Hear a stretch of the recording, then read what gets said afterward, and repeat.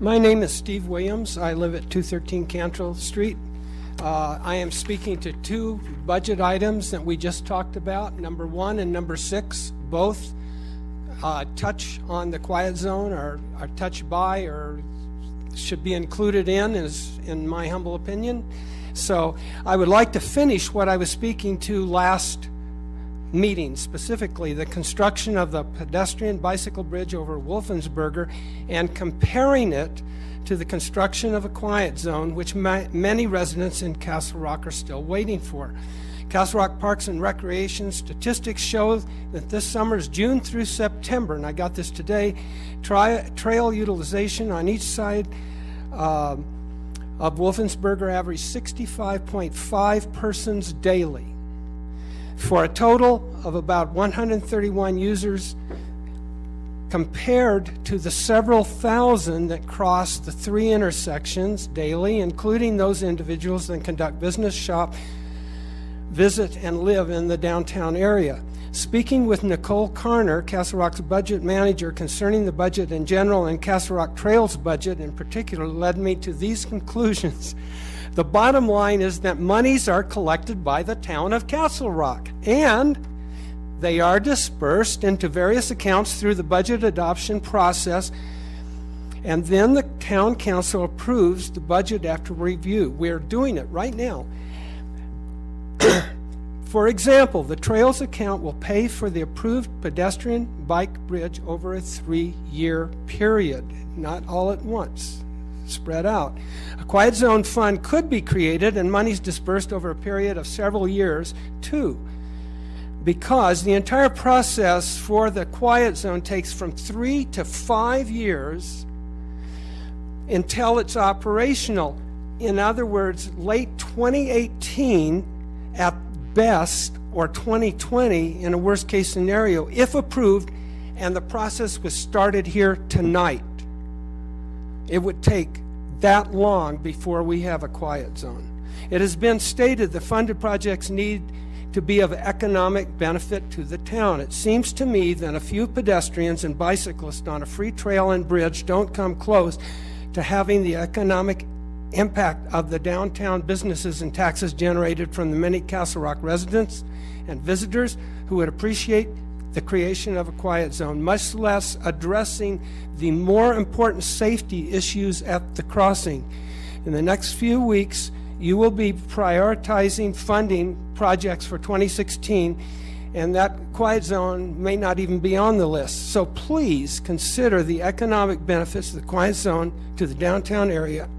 Remember that the downtown businesses and landmark residents are the heart of historic Castle Rock, and one cannot put a price on that. And what's essential to the safety, health, and welfare of our community should rise to the top of the funding priority level. It is only right and it is only fair. So therefore, I again humbly beseech you to discuss and vote to fund a quiet zone for 2016 during your budgeting discussions in the next few weeks, and that you request funding assistance for its construction from the Douglas County Commissioners in writing, which would lower the quiet zone's cost to Castle Rock considerably. And on the back, additionally, safety of a 4-gate system and sidewalks on 2nd, 3rd, and 5th Streets needs to be addressed. Besides the obvious potential human, what we have now is an accident just waiting to happen. Besides the obvious potential human toll, there could be the possibility of a high-cost lawsuit to the town. That's us, we the people of Castle Rock. We need to be concerned about that. Yes, I am. I'm over. We do need to be concerned about that, and thank you very much. Thank you, Mr. Williams. There. I think the next person. Thank you. And just a reminder to everyone in the audience, I generally allow 1 round of clapping, but please stay silent. Just no jeering, no cheering to anyone who is coming up to speak. We just want to show respect for everyone, so thank you. Bev Williams.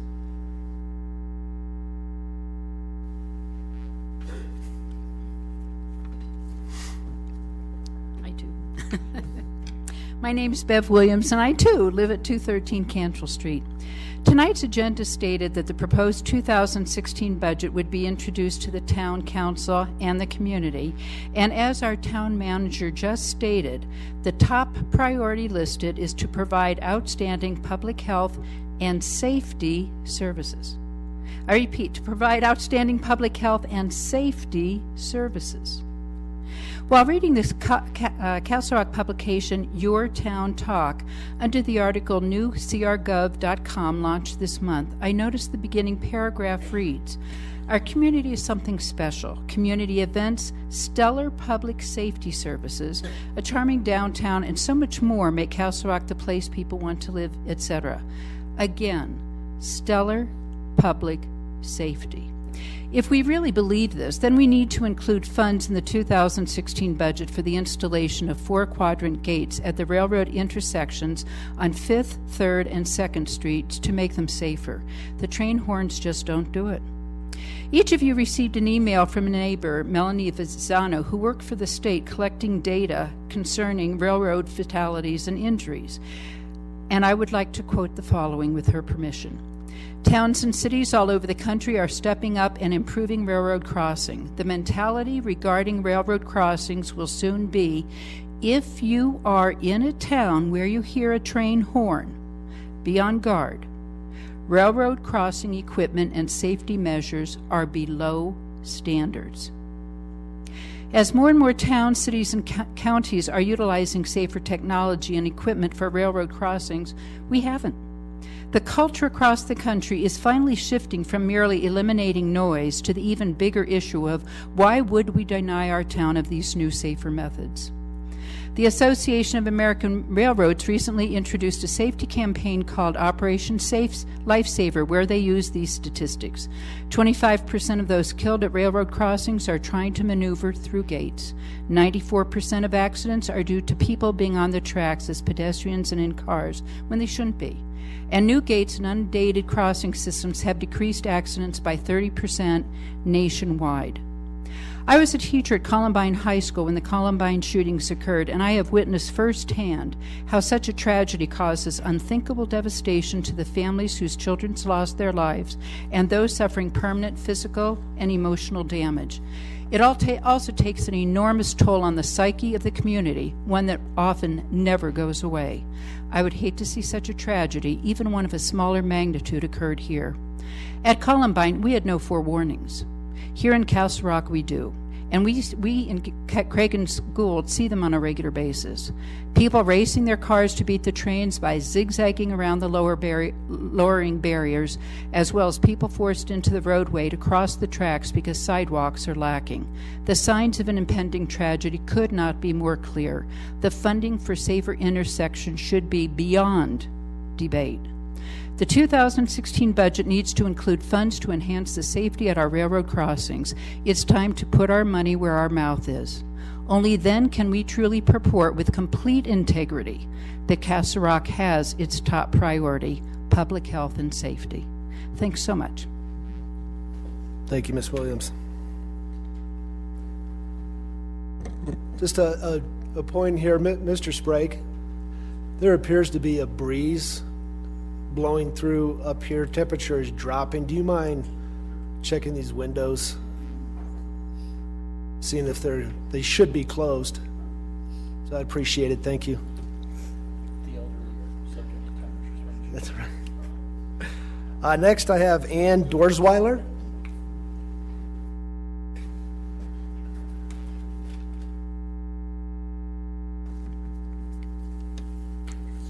Good evening, Council. My name is Andor Wyler. I live in Castle North. I'm a resident since 1982. And I mention these two items because I believe the quiet safety zone is a whole town issue. And with respect to you, Councilman Teal, it's been a 15-year discussion before the council.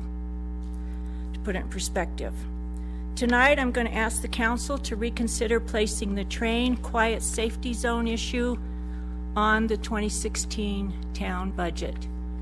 If not an item, at least a placeholder. And when I say ask, I'm being polite, instead of using the word demand, My mom always said, be polite, but this is a demand. People of integrity, which I sincerely hope we all are, have a guideline to test the sincerity of intent. This guideline is they talk the talk, but do they walk the walk? In other words, is a person or persons I'm dealing with going to fulfill their words and promises by doing what they say they're going to do? This guideline's even more important and even critical, I say, where safety, public safety is concerned. Few stakes are higher than public safety, and I think you would agree with me on that. Sadly, we see this disparity between the talk and the walk often in politics, and I sincerely hope that this is not the issue. What I'm referring to as far as words are the proposed budget, and I thank the staff in the town for the hard work they've done on this. The proposed budget focuses on 6 priorities as outlined in the town's strategic plan. 3 of the 6 priorities, your words, apply to the quiet safety zone. The first one, and the most important, is public safety. And that was spoken to by a couple people before I spoke. And it speaks of outstanding. Outstanding means beyond the norm, beyond the basic. In other words, public safety is a priority. Number 4, provide safe transportation system. Number 6, maintain community character and identity with a particular focus on downtown. Downtown is directly tied to the Craig and Gould neighborhood. There's no way to get around it. These are your words. 3 of 6 priorities are met by the quiet safety zone. We want to see actions, not words. Not delay tactics, not postponement till next year and next year and next year ad infinitum. Not removing it from the budget, not trying to contact the DC commissioners to have some input, not making it a Craig and Gould neighborhood issue only, not denying a second to a motion to place it on the 2016 budget for discussion. Talk about a quiet zone, Councilman Wilson, that's what you got when you proposed that and you were waiting for a second. None of these tactics. Action to honor the priorities listed. These are your words. You talk the talk, will you walk the walk? Thank you. Thank you, Ms. Dorstweiler. Carolyn Cline.